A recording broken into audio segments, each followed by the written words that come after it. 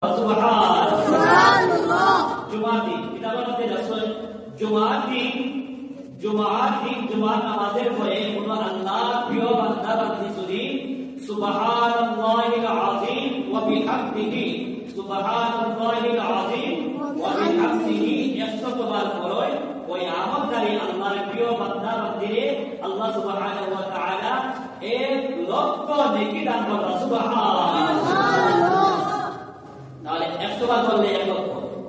প্রত্যেক আমলের পরিমাণ 10 গুণ। কুরআন শরীফে আল্লাহ বলেন মান জাআ বিল হাসানাতি ফালাহু আশরু আমসালিহা।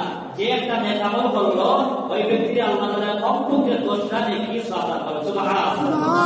আর জুমার দিন হুজুর সুবহানাল্লাহিল আযীম ওয়া বিহামদিহি একবার বললেন তাহলে জুমার দিনের যে মর্যাদা ফজিলত যে শান যে মান যে গুরুত্ব আছে এই মান সম্মান ফজিলতের কারণে একবার সুবহানাল্লাহ কইলে 1000 বার সুবহানাল্লাহিল আযীম ওয়া বিহামদিহি ওয়ালা সওয়াব পাওয়া যায়। সুবহানাল্লাহ। আল্লাহর বান্দা যদি 100 বার বলে সুবহানাল্লাহিল আযীম ওয়া বিহামদিহি আল্লাহ তাআলা কত নেকি দিবা? 1 লক্ষ নেকি দান করবা। 1 লক্ষ জীবনের গুনাহ মাফ করে দিবা। সুবহানাল্লাহ। আর অনেক বেশি ফায়দা আছে, অনেক বেশি লাভ আছে। এজন্য এই তাসবিহগুলো আমল করার চেষ্টা করব ইনশাআল্লাহ।